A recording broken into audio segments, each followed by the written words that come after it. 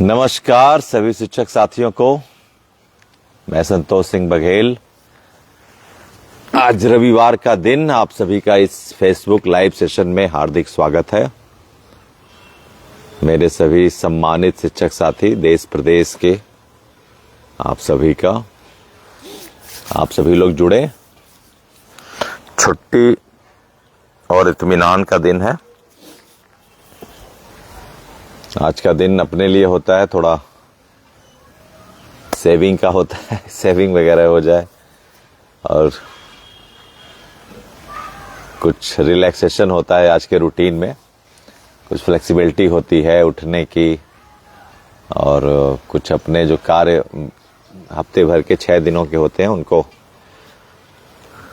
आज के लिए उसकी प्लानिंग होती है। आगे के 6 दिन के लिए क्या क्या है, शेड्यूल बनना है, क्या है, कैसे है अपने। तो आप सभी शिक्षक साथी, आप सभी जुड़ जाएं तो मैं आगे सारी बातें रखूं आपके बीच।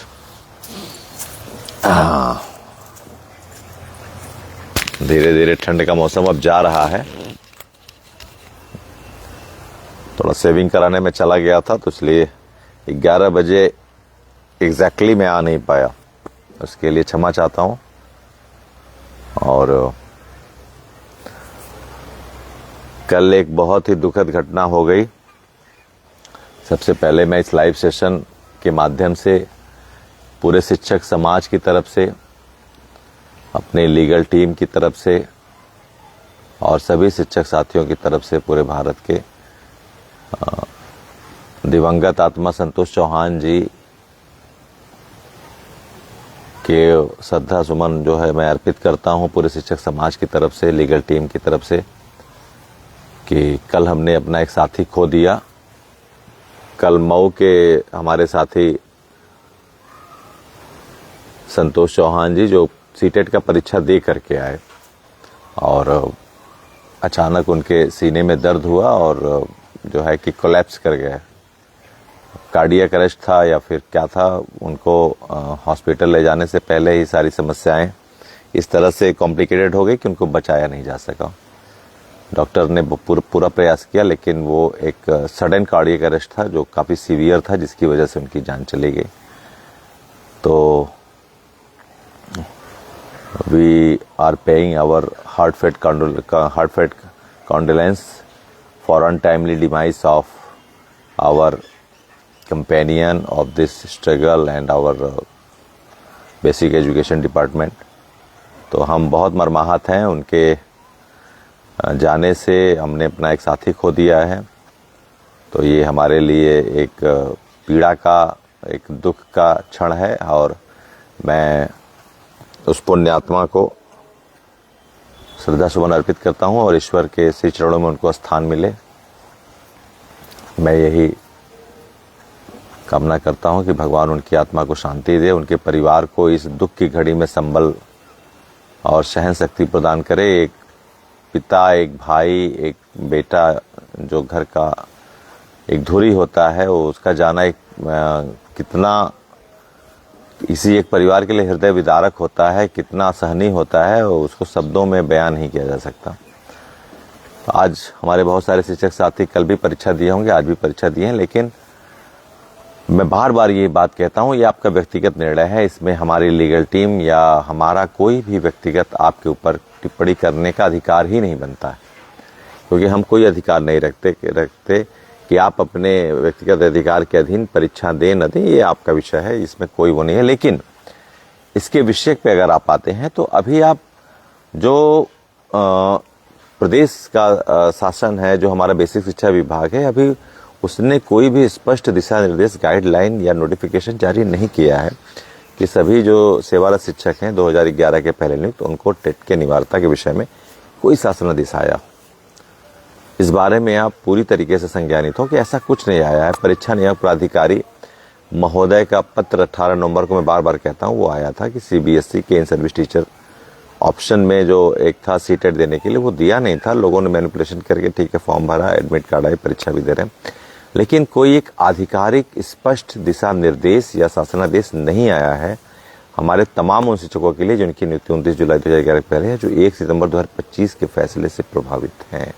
बिल्कुल आप स्पष्ट रूप से आप जान जाइए कि ऐसा कुछ नहीं है। Why you all are getting restless, why you all are going in pain, in panic, in sudden trauma? You need not to be worried about that. I have been consistently saying that we have very legal ground, logical ground. Only the factor that hearing should be coming very soon. It should be scheduled in this month, whatever I have said you, that in the end of the month, if the hearing will be scheduled, then first hearing would give you the comfortable zone. First hearing would give you the comfortable, all that you are persuading for, that we might have some relaxation about this trauma of 2-year period, the deadline of 2 year, and whether our eligible or not eligible to continue our service for the future. All things will be vanished out when the first hearing will commenced, and later on all the will be consequently happened. Everything, every doubt in your mind will be vanished. Nothing to be worried about it. कुछ भी आपको चिंता करने का विषय नहीं है। हमारी हियरिंग बस शुरू हो जाए, आपको आपके न्यायिक जो उपादान है, जो न्यायिक राहत है, वो शुरू हो जाएगा मिलना। उसके लिए बिल्कुल निश्चिंत रहिए। हम आपसे बार बार कहते हैं, आप परीक्षा दे रहे हैं, शुभकामनाएं, लेकिन अभी ये विषय जो है उसमें मैंने आपको बताया है, कल बहुत सारे साथी हमारे परीक्षा देने के लिए गए। बहुत सारे साथियों का ये था कि उम्र की इस दहलीज पे, देखिए ये अप्राकृतिक है, बिल्कुल इट्स टोटली अननेचुरल। आपको एक अव्यवहारिक आदेश दिया गया, आप उस अव्यवहारिक आदेश का पालन कर रहे हैं, ये आपका अधिकार है, हम कुछ नहीं उसमें कहना चाहेंगे। लेकिन एक उम्र होती, अगर ऐसी उम्र का ही फैक्टर नहीं होता, अगर उम्र ही एक महत्वपूर्ण कारक नहीं होता किसी के सेवा, किसी के जीवन के लिए, तो लोग रिटायर क्यों होते? लोगों की शारीरिक क्षमताएं क्यों कम होती? लोगों की याददाश्त डिटोरेशन पे क्यों जाता है ना? जो भी क्षमताएं होती हैं वो धीरे धीरे घटती हैं। आदमी फिर मरता क्यों? अगर ऐसा नहीं था तो मरता ही नहीं, वो तो फिर बराबर रहता। एक यूथ की कैपेसिटी, एक वृद्धि की कैपेसिटी अलग अलग होती है। तो ये बिल्कुल जो है अप्राकृतिक है कि एक आप उसी कंपटीशन में आप, ये तो समानता के अधिकार का उल्लंघन है। समानता का अधिकार क्या कहता है? जो लॉ ऑफ फ्रेटर्निटी है वो यही कहती है कि समानता के अधिकार में एक उम्र होती है ना, एक एज लिमिट होती है जिसमें किसी भी परीक्षा में जब आप बैठते हैं तो उसमें जो कठिनाई स्तर उसके समकक्ष जो भी एक एज के लोग होते हैं, उसमें एक समान प्रतियोगी एक माहौल बनता है या समान प्रतियोगी अवसर मिलता है। आप एक उम्र दराज जिसने 20-25 साल पहले पढ़ाई छोड़ दी है और एक नए, तो जाहिर सी बात है कि उसमें समस्याएं आएंगी, वो क्षमताएं बराबर नहीं होती। इस चीज को गौर करना पड़ेगा। और हमारी लड़ाई, लीगल टीम की लड़ाई, इसके न्यायिक पक्ष को वास्तव में इसके आयाम तक पहुंचाने की है, अभी भी है, और इसके जब तक सफलता नहीं मिल जाती तब तक हम लोग इस पर डटे रहेंगे। पूरे शिक्षक समाज का हमको समर्थन मिल रहा है, हम लगे हैं। लेकिन कल जब मैंने सुना कि बहुत सारे शिक्षक साथी पेपर नहीं पढ़ पाए, 150 क्वेश्चन वो कवर अप नहीं कर पाए, और आपको बताऊं कि अब जो भी एसीटेट का जो पेपर का स्टैंडर्ड है वो एजर्शन और रीजन का है, कथन और कारण, आप जान रहे हैं। वो आपके 1 लाइन ऑप्शनल क्वेश्चन एमसीक्यू नहीं होते हैं। बात समझिए मेरी, हर समय परीक्षा के कठिनाई स्तर और उसके अपग्रेडेशन होते रहते हैं। पेपर की जो कंपाइलिंग होती है आज के बच्चों के शैक्षिक स्तर के आधार पर, आज के समय के आधार पर उनकी होती है। तो हमारे लिए तो वास्तव में इस समय इस प्रतियोगी परीक्षा में सरकार जो भाई अभी तो स्पष्ट निर्णय नहीं, ठीक है आपका निर्णय है, आप आ रहे हैं, लेकिन आप ये देखेंगे कि आप अपने लिए पैनिक होने की स्थिति खुद उत्पन्न कर रहे हैं। आप अपने लिए डिप्रेशन खुद को डिप्रेस करने का माहौल खुद बना रहे हैं। इसकी कोई जरूरत नहीं थी। ठीक है आप परीक्षा दें, लेकिन जब निर्देश आ जाएगा तो देखिए, सरकार अगर चाहेगी परीक्षा कराना तो कराने के संबंध में निर्देश दे देती, लेकिन सरकार परीक्षा के लिए नहीं गई। कहां गई? पुनर्विचार याचिका में गई। वो जान रही है कि 29 जुलाई 2011 के पहले नियुक्त शिक्षकों के लिए आरटी एक्ट के, एनसीटी के नोटिफिकेशन 2010 और 2011 के संशोधित नोटिफिकेशन में साफ साफ ये व्याख्या किया गया है, लिखा गया है कि उसके पहले के टीचरों को जो विज्ञापन हो चुका है उनकी भर्तियों का जो भी नियमावली है वो यथावत है, उसमें टेट की अनिवार्यता नहीं है, किसी भी तरीके से नहीं है। तो हम जब सरकार पुनर्विचार में गई है, सारी सरकारें राज्य सरकारें गई हैं, पहली बार ऐसा हो रहा है, मैं आपको बताऊं, भारतीय न्याय व्यवस्था या फिर भारतीय संघीय ढांचे के इस पूरे रूपरेखा में कि इतनी सारी राज्य सरकारें इस निर्णय के विरुद्ध न्यायपालिका में पुनर्विचार में गई। आप देखेंगे 10 से 11 राज्य मेरे ख्याल से चले गए। मेघालय भी है, केरला है, आंध्रा है और उत्तर प्रदेश है, उत्तराखंड है, झारखंड है, पश्चिम बंगाल है, तेलंगाना है, कहने का मतलब है त्रिपुरा है, कहने का मतलब है कि 11-12 स्टेट चले गए। तो इतने ज्यादा संख्या में स्टेट्स का जाना भी एक सकारात्मक है, ये नकारात्मक नहीं है। क्यों नहीं है? क्योंकि जो हमारे संघीय ढांचे में राज्य हैं जो जिनको समवर्ती सूची के तहत अधिकार मिला है अपनी भर्तियों को नियमन करने का, उसमें उनको कहीं न कहीं से ये बात जो है कि अवैधानिक अव्यवहारिक लग रही है कि जो शिक्षक आरटी एक्ट में पहले से नियुक्त हैं उनके लिए ये थोपना गलत है। तो वो हमारे अधिकारी के लिए, हमारे अधिकारों की रक्षा के लिए ही गए हैं कोर्ट में, और हम क्या, हम परीक्षा देने पे बोले। ठीक है, कुछ राज्य सरकारें हैं, पंजाब है, महाराष्ट्र है, जहां पर कुछ दबाव डाला जा रहा है, लेकिन मैं आपको बताऊं जिस दिन ये अंतिम आदेश आ जाएगा उनके लिए भी राहत की बात ये होगी कि वो अगर रिव्यू में आते हैं, अगर प्रदेश सरकार नहीं आ रही है, अगर वो संगठनात्मक रूप से आते हैं, तो वो रिव्यू में जाने से जब तक कि अंतिम निर्णय नहीं आ जाता, until unless the final decision would not be given by the honorable court, all the condition in the every state regarding TET affected teacher will be in the status quo। सभी टीचर जो भी प्रभावित हैं उनका matter status क्यो में रहेगा जब तक कि फाइनल डिसीजन नहीं आ जाता। और आप इसके लिए आप इम्प्लीडर बन के या फिर आप रिव्यू पिटीशन दाखिल करके अपने न्यायिक अधिकारों की सुरक्षा के लिए अपने सरकार को इस विषय में संज्ञान में डाल सकते हैं कि हम इस निर्णय के खिलाफ माननीय सुप्रीम कोर्ट में अपनी पुनर्विचार याचिका दाखिल कर दिया, और जब तक कि अंतिम निर्णय नहीं आ जाता हमको हमारे इन अधिकारों के लिए वो समय मिलना चाहिए जिससे हम जो है कि अपने संबंध में, अपने अभ्यर्थन के संबंध में अपनी स्पष्टता को आपकी समक्ष प्रस्तुत कर सके कि वास्तव में ये हमारे लिए लागू नहीं है। इस विषय पे बात होनी चाहिए।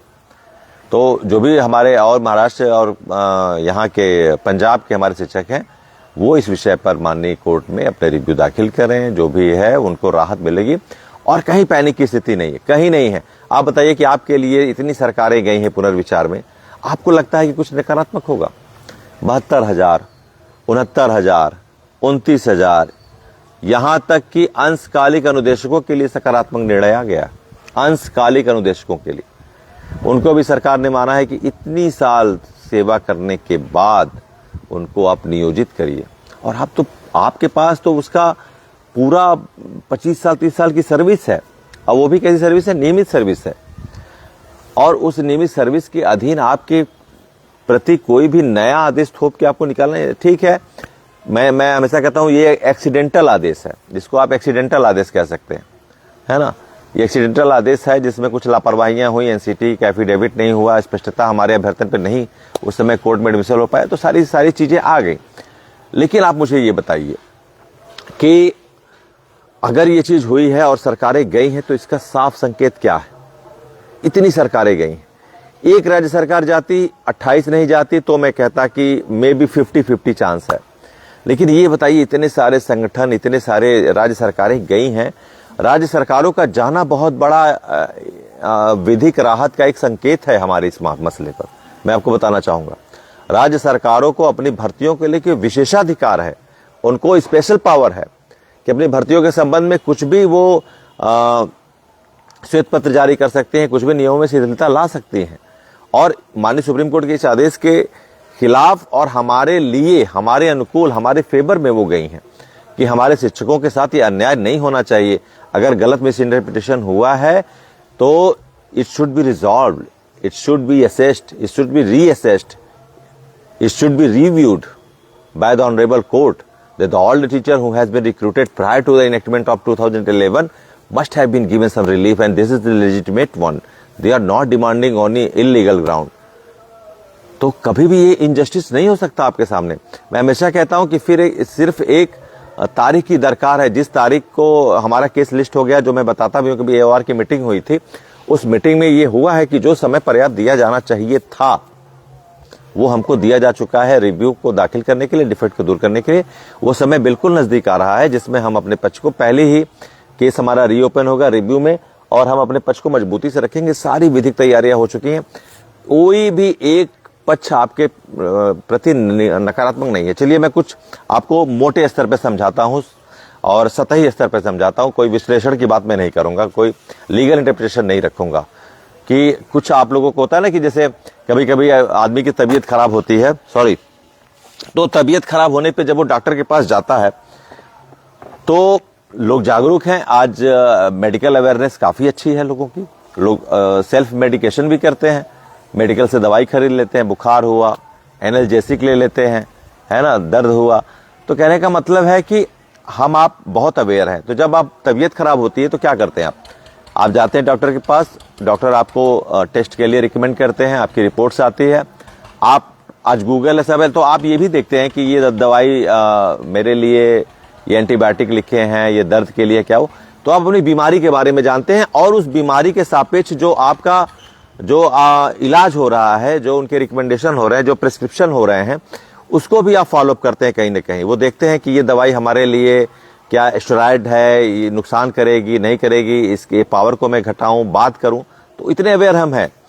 तो वही मामला, वही चीज न्यायिक पक्ष के विषय पे भी है कि आपको ये जानने का अधिकार है कि आपको अगर इस आदेश से आपको अगर घोषित किया जा रहा है आयोग कि आप 2 साल में अगर नहीं करते हैं तो अवयोग है, तो इस पक्ष को जानना और इसके विषय पे कोर्ट में अगर हम जा रहे हैं तो हमारे तर्क क्या होंगे, इसको भी जानना आपका हक बनता है। आप सभी शिक्षक देश के जितने भी हैं, हमारी लीगल टीम से जुड़े या नहीं जुड़े, जो भी हैं, सभी हमारे सामने एक बराबर हैं। हम सभी के साथ एक जो भी रखते हैं फोरम में, सारी बातें एक समान रखते हैं। तो कहने का मतलब आपको जानने का अधिकार है कि आपके पास कौन से ऐसे विधिक ग्राउंड्स है, कौन से ऐसे लीगल ग्राउंड है जहां पे हम लोग बात करते हैं हमेशा आके। हम है राजेश जी हैं, अमित जी, हमेशा आके बात क्या करते हैं आपसे, क्यों करते हैं? कुछ तो बिहेवियरल, कुछ तो ऐसा सॉलिड हमारे पास है, कुछ तो कॉन्क्रीट ऐसे हमारे पास लीगल ग्राउंड है, तब तो हम बात करते हैं। हवा में हम बात नहीं करते, है ना। हम हवा में कोई बात नहीं करते। हमारे पास बहुत ही कॉन्क्रीट, एविडेंट इस तरह के लीगल ग्राउंड हैं जिसपे हम पहली तारीख से आपके पक्ष में अनुकूल स्थितियां, अनुकूल विधिक उपादान लाने के लिए बिल्कुल कृतसंकल्पित हैं और निश्चित तौर से ये आएगा।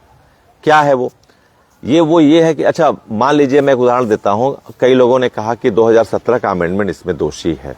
2017 का अमेंडमेंट अगर आया है तो वो हमारे लिए एक नकारात्मक है, उसी आधार पर सुप्रीम कोर्ट ने आदेश दिया है। ठीक है, मैं मान लेता हूं। मैं बार बार आपको बताया हूं कि उसमें जो है प्रोविजो 1-2, सॉरी 23-2 में जो प्रोविजो 1-2 है, मैं आपको बार बार बताता हूं कि उसमें ही कहीं न कहीं से मिस इंटरप्रिटेशन हुआ। प्रोविजो 1 में क्या था कि teacher who did not yet qualified the minimum qualification since 2011 to 2015, has been given 5 years. The teacher who did not yet completed their minimum qualification has been given 5 years. They must have accomplished it within this 5 years, and the date 2011 onwards to 31st March 2015. फिर proviso 2 क्या था? Proviso 2 उसी का supplementary एक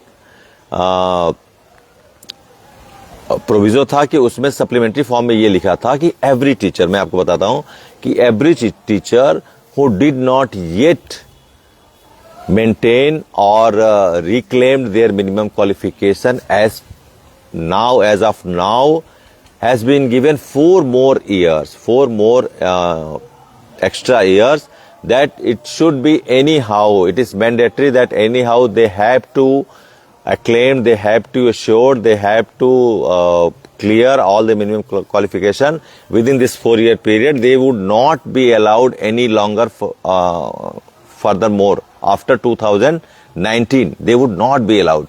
मतलब proviso 1-2 में जो 2 का मैंने बताया था कि प्रोविजो 2 में जो एवरी टीचर है, वहीं पे कहीं न कहीं एक हमारे पक्ष से कोई वकील नहीं, तो वहीं से कहीं हुआ कि वो उनके लिए था जिनको 5 साल का समय दिया गया था और उनके पास मेन क्वालिफिकेशन नहीं थी। तो मैं आपको बता रहा हूँ, RT एक्ट के अनुसार वो टीचर है जिनके पास व्यावसायिक योग्यता नहीं थी, जो मृतक आश्रित थे, उनके लिए ब्रिज कोर्स का या जो भी चीजें थी उनके लिए था। वहां पर टेट की बात भी नहीं थी और फिर 4 साल दिया गया। अच्छा, मान लीजिए वो हमारे लिए ही था। मैं उस पर भी आता हूं। आप ये अच्छे से जानते हैं कि एक अगर शिक्षक है, कर्मचारी, अगर हमारी सेवा 31 मार्च को खत्म हो रही है, मान लीजिए यही 31 मार्च 2026 को हमारी सेवा खत्म हो रही, ठीक है, उदाहरण के तौर पर मैं समझाता हूं, तो क्या आपको 1 अप्रैल का वेतन मिलेगा? नहीं मिलेगा। अगर आपकी सेवा 31 मार्च को रात के 11:59 पे आपकी सेवा क्या हो जाएगी? समाप्त हो जाएगी। 31 मार्च रात 11:59 पे, चाहे वो DM हो, SDM हो, टीचर हो, उनकी सेवा समाप्त हो जाएगी। 1 अप्रैल का वेतन उनको नहीं मिलने वाला है। तो अगर ये 2017 का अमेंडमेंट हमारे लिए ही होता, अगर वो एवरी टीचर वो हमारे लिए ही रिफर्ड करता, वो हमारे लिए मेंशन करता, तो ये बताइए कि वो तो 2019 में खत्म हो गया कि नहीं हो गया? अगर वो हमारे लिए होता तो, मैं दोनों पक्ष में जा रहा हूं, एक तो है नहीं। अगर आप मान रहे हैं कि ठीक है हमारे लिए, अच्छा ये बताइए, अगर हमारे लिए है तो 29 राज्यों में सारे टीचर प्रभावित जो है, अगर उनके लिए होता तो 31 मार्च 2019 को वो क्या हो गया? वो एक्सपायर्ड हो गया। वो जो डेडलाइन गवर्नमेंट ने थी खत्म हो गया। आज 6 साल से आपको सरकार कोई नोटिस दी? किसी ने आपके वेतन को रोका? कोई अपरिहार्य स्थिति बनी? नहीं बनी। क्यों नहीं बनी? वो आपके लिए था ही नहीं, तो कैसे बनेगी? मोटे स्तर पे सोचिए इस चीज। कुछ भी हमको लीगल, मैं उस पे लीगल इंटरप्रिटेशन पे जो अक्सर जाता हूं, मैं नहीं जा रहा हूं, मैं मोटे स्तर पे समझा रहा हूं आपको। अगर वो 2017 का अमेंडमेंट हमारे लिए ही होता, जैसा कि कहा जा रहा है, कई लोग इस पे गए भी कोर्ट में, तो वास्तव में आप ये बता सकते हैं कि 6 साल का समय जो एक इसको कहेंगे वैक्यूम पीरियड क्यों होता? ये एक वैक्यूम पीरियड है जिसमें कोई इंटरेक्शन नहीं हुआ हमारे और सरकार के बीच में। न्यायपालिका से भी सरकार इंटरवेन करती कि ये जो 2019 का समय है ये बीत गया और हमारे संबंधित शिक्षकों ने ये पूर्ण नहीं किया, तो वास्तव में वो हमारे लिए एक दिन नहीं, 1 घंटे का वेतन नहीं देगी सरकार आपको। जिस दिन कमिश्नर हैं रिटायर हो गए, अगले दिन वो सेवानिवृत्त हो जाते हैं, DM हो चाहे शिक्षक हो, 1 दिन का वेतन नहीं देती। आज 6 साल, 7वां साल लगने जा रहा है 2019, 7 साल पूरे हो जाएंगे, मतलब 6 साल 11 महीना हो गया और आप सर्विस में बने हैं, मतलब हमारे लिए है नहीं। तो साफ है कि हुआ क्या कोर्ट में उस समय 29 जुलाई 2011 के पहले शिक्षकों के संबंध में जो भी कोर्ट को अपेक्षा थी स्पष्टीकरण देने की हलफनामे के माध्यम से, वो NCT के द्वारा नहीं दिया गया। वही एक पक्ष बना जिसकी वजह से हमारी दिक्कतें इतनी बढ़ गई। ये एक्सीडेंटल आदेश आया, एक डेविएटेड फॉर्म में ये चीजें प्रोसीड की और जिसका ये एक जिसको कहते हैं कि एक बस्टिंग हो गई, जिसमें सारे शिक्षक प्रभावित हो गए।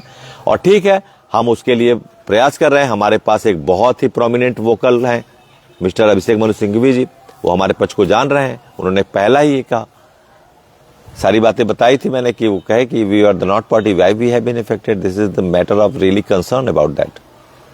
We did not know that all the proceeding regarding us is going and we still not anyhow confirm, we still not any notice has been given to us that we have to present ourselves court for giving clarification that whether we are eligible or whether we are really figuring out in this matter or not।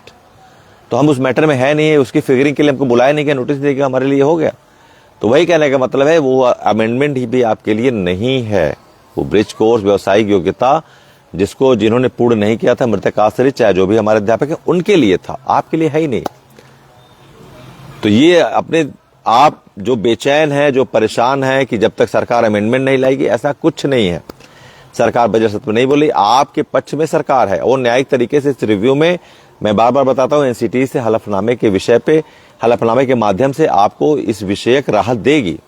Amendment कब लाएगी? Amendment का मतलब ये मान लिया जाए संशोधन होता है जिसमें ये कहा जाता है, अमेंडमेंट एक तरीके से हो सकता है कि अमेंडमेंट में अगर NCT के हलफनामे से कोर्ट संतुष्ट नहीं होती तो भी सरकार के पास एक अंतिम अधिकार ये बचा हुआ है कि वो RT एक्ट में एक एडिशनल सब टाइटल जोड़ दे, उसमें सब टाइटल में ये व्याख्या कर दे, वो स्पष्ट कर दे कि इस डेट के पहले के शिक्षकों के लिए उपरोक्त जो भी प्रावधान है अधिनियम के संबंध में वो उन पे लागू नहीं होते, वो एक ला सकती है, उसके लिए एक श्वेत पत्र भी जारी कर सकती है और एक एडिशनल उसमें एक प्रोविजो या एक एडिशनल सबटाइटल उसमें ऐड कर सकती है, वो हो सकता है। लेकिन संशोधन अक्सर होता क्या है कि जो चीजें पहले से हैं वो माना जा रहा है कि इसका मतलब हम आरटी एक्ट के हिसाब से को टेट देना, ऐसा है नहीं, तो वो संशोधन ला सकती है सरकार जिसमें हमारे लिए हमारे अभ्यर्थन के विषय पे, हमारे टेट से छूट के विषय पे एक स्पष्टता ला दे अपने अध्यादेश 123 के माध्यम से,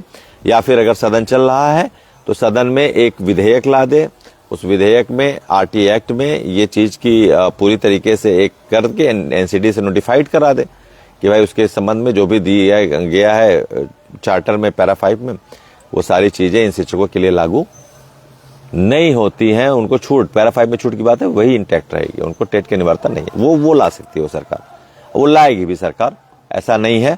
लेकिन अभी सरकार का ये है कि मामला चूंकि कोर्ट के माध्यम से हुआ है तो अभी हमारी रेमेडीज कोर्ट के माध्यम से ही मिलेगी और उसके लिए रिव्यू सुनना पड़ेगा, और रिव्यू एक्सेप्ट होने के लिए हम अभिषेक मनु सिंघवी जी को लाए हैं। रिव्यू एक्सेप्ट होगा, रिव्यू की सुनवाई होगी, एनसीटी को डायरेक्टिव जाएगा और उस माध्यम से हमको हमारी राहत मिलेगी, हमारे संबंध में हलफनामे में जो भी स्पष्टता है अभ्यर्थन में वो मिलेगा। तो इस विषय पे मैं आपको बताया हूं कि परीक्षा देना ये हमारी क्षमता या कमजोरी का द्योतक नहीं है, जो नहीं दे रहे हैं वो कमजोर हैं या जो दे रहे हैं। कभी ऐसी स्थिति नहीं बनेगी आपको चोरी से फॉर्म भरना पड़े, कभी ऐसी स्थिति नहीं पड़ेगी कि आपको चोरी से परीक्षा देना पड़े। अरे हम विभागीय कर्मचारी हैं, हम कोई चोर या उचक्के नहीं हैं। हमारे संबंध में राज्य सरकारें स्पष्ट आदेश देंगी, आपको परीक्षा देना है, आपको परीक्षा नहीं देना है, या तो हाँ या तो ना, न्यूट्रल कंडीशन नहीं बनेगी कभी। हम कर्मचारी हैं, हम शिक्षक हैं, तो सरकार जब स्पष्ट नहीं है हमारे विषय पे, हम वो स्पष्ट परीक्षा देने के विषय पर नहीं है, वो पुनर्विचार याचिका में गई है, तो क्यों हम जो है इन चीजों को लेके अपने आप को पैनिक कर रहे हैं। We are creating self panicness for our self, अपने लिए पैनिकनेस क्रिएट कर रहे हैं, अपने परिवार के लिए कर रहे हैं, तो ये गलत है, ये बिल्कुल गलत है। मैं इसका सरासर जो है इसको कंडेम करता हूं, ये नहीं होना चाहिए, ऐसा नहीं होना चाहिए, आपको ऐसा नहीं करना चाहिए। आपको अपनी मेंटल स्टेटस को बिल्कुल हेल्दी रखना है। कब तक के लिए? जब तक के लिए आप इस लड़ाई में हैं और आपको सकारात्मक बने रहना है, अपने मेंटल स्टेटस को सकारात्मक पॉजिटिव बने रखना है, क्योंकि ये लड़ाई आपके लिए जीत में बदलने वाली है, संघर्ष आपका सफलता में बदलेगा। और आप अभी से पैनिक हो जाएंगे तो इस संघर्ष को हम कैसे लड़ेंगे? हमारे सभी एक एक शिक्षक साथी का स्वास्थ्य शारीरिक और मानसिक दोनों एकदम बिल्कुल दुरुस्त होना चाहिए। You all should be sounded in your health, whether it is mental health or your physical health. I want to see everyone supposed to be in good health position, in good mental health position. सभी लोग को रहना चाहिए, कोई दिक्कत नहीं होने वाली, हम निश्चित तौर पे जीतने वाले हैं। बस मैं बार बार आपसे कहता हूं, बस समय की दरकार है। ऐसे ऐसे कॉम्प्लिकेटेड केस में जो सेवा में नहीं है वो जीत गए हैं। आपके पास तो इतना लीगल ग्राउंड है, 90 दिन की सेवा के बाद सेवा सुरक्षा में लोगों को विधिक राहत मिल जाती है। आप 30 साल 25 साल की सेवा के बाद नियमित तरीके से अपने विज्ञापन को संतृप्त करके आप एक जो है कि अर्हता रखने के बाद आप भर्ती हुए, आपके साथ कैसे अन्याय हो सकता है? बस समय की दरकार। It's all about the matter of time. जब वो हमारी हियरिंग शुरू हो जाएगी, हमको राहत मिलने का जो भी मार्ग है वो प्रशस्त हो जाएगा। तो यही सारी बातें थी। आज बहुत रिलैक्स तरीके से मैं आपके बीच इसलिए आया कि संडे का जो है दिन है और सभी मेरे शिक्षक साथी भी रिलैक्स ही होंगे, और बिल्कुल रिलैक्स रहिए, रिलैक्स रहना भी है, क्योंकि ये लड़ाई हम जीत रहे हैं। बस समय की दरकार है।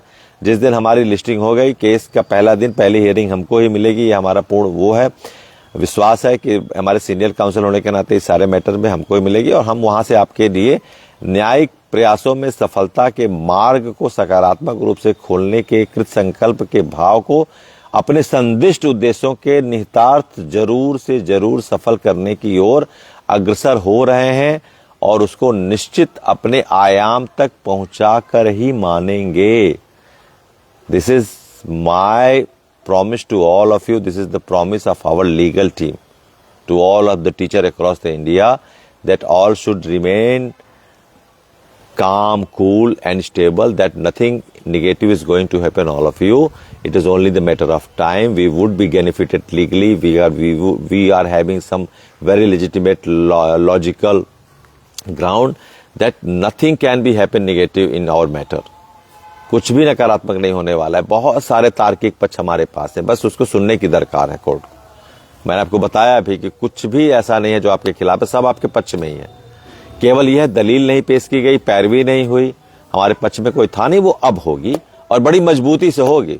We would put our 100% commitment, our 100% dominance in our forthcoming pleading in the leadership of or the prominent counsel Mr. Abhishek Manu Singhvi. We ourselves would also be there in the court and give you every updates whatever come in the pleading of the judicial procedure. सभी चीजों से हम आपको अवगत कराते रहेंगे जैसे कराते आ रहे हैं. तो यही सारी बातें थी. मुझे पूरा विश्वास है और आप बिल्कुल नहीं जो परीक्षा दे रहे हैं, ठीक है, आइए आप एकदम, पेपर कैसा भी हो, कुछ भी नहीं पेन लेना है आपको. आपकी लीगल टीम आपके लिए लड़ रही है और 101% जितना सत्य ये है कि इस समय दिन है, उतना भी सत्य ये है कि आपको अपने इस न्यायिक संघर्ष में सफलता मिलेगी. ये मेरी बात याद रखिएगा, लीगल टीम की बात याद रखिए. जितनी सत्यता इस बात में है, इस समय दिन है, रात नहीं है, उतनी सत्यता और उतनी ही पुष्टता इस बात में है कि हमको अपने इस संघर्ष में जरूर सफलता मिलेगी. बिल्कुल निश्चिंत रहिए. ठीक है, चलिए आगे जो भी रहेगा मैं अपडेट करूंगा आपको. बहुत बहुत धन्यवाद.